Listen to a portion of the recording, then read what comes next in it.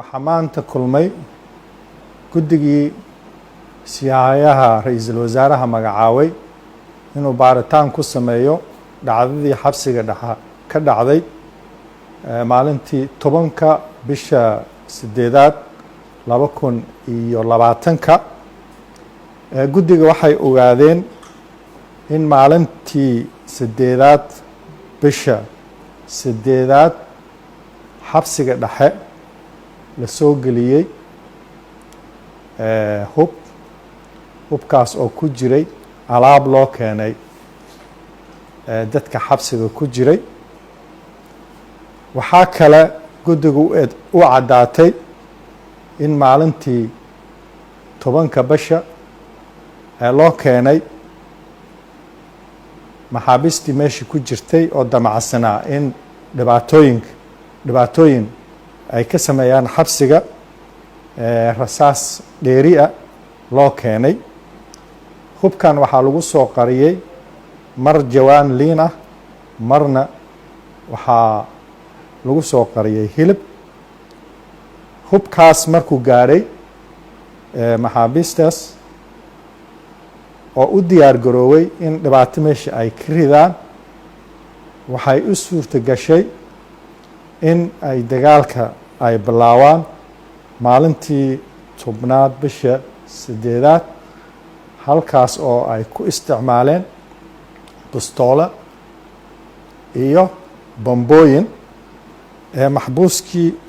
ugu horeeyey oo baxsaday oo ilbaabka weyn oo xabsiga ka baxay hortiisana uu ku dilay sirkaal ilaalinaya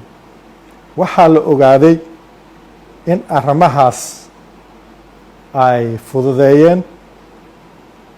dad ciidamada ka mid ahaa oo maalintaas shaqada ku qornaa waxaa hadda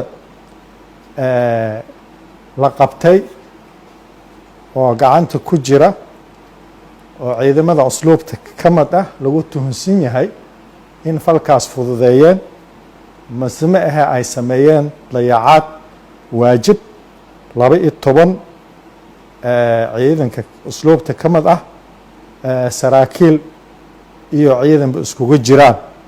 kuwaas oo hadda si fiican loo baaray waxaa ku jira dadkaas usluubta lahaayo waxaa xabsiga dhexe qofkii marka mas-uul ka ahaa taliyihii xabsiga dhexe iyo ku-xigeenkiisa oo gacanta lagu haayo waxaa kale falkan loo qabtay 6 qof oo ayagana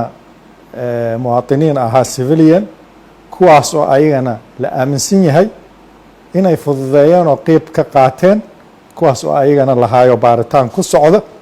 waxaa sidoo kale lahaaya 9 qof oo maxaabiista ka mid ah oo qeyb weyn ka qaatay falkan hadda waxaa gacanta ku haaya baaritaankiisa guddiga markuu soo dhammaystiray baaritaankiisa waxaa loo gudbiyey xeer ilaalinta ciidamada qalabka sida maadaama dadkan ciidan ay u badnaayeen dadka kale caawina ay ahaayeen dad argagixisada la shaqaynayay waxaa wasaaradda cadaaladda ka howlgashay in dib u howlgeliso shuruucda xabsiyada dalka sharci number 7 oo soo baxay 30kii bisha 12aad 1971 iyo habraaca xabsiyada dalka habraacaas oo nambarkiisu yahay 49 oo soo baxay bisha 9aad taariikh 9 bisha 8aad 1984 habraacaas waxaa lagu faahfaahiyey waxyaabaha laga mamnuucay xabsiyada dalka iyo waxyaabaha loo baahan yahay in la qabto waxaa loo baahan yahay in tababaro khaas ah la siiyo ciidamada usluubta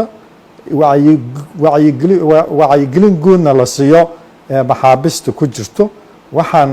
faray ciidamada usluubta iyo taliyaashaba in habraacaas iyo shuruucdaas la howlgeliyey ay u hoggaansamaan waxaan aad iyo aad ugu faraxsanahay in lasoo gebagabeeyey dadna loo haayo dhacdadii xanuunka badneed oo xabsiga dhaxa ka dhacday. waxaan aad iyo aad ugu xunahay intii ku dhimatay iyo intii ku dhaawacantay. waxaan leenahay intii ku dhimatay oo ciidamada usluubta ka mid ah oo dagaalkaas ka qayb qaadatay oo halgamiyaasha ah, waxaan leenahay ilaahay jannada ka waraabiyo. kuwa faldambiyeedka ku kacaya ummadana ma aragtay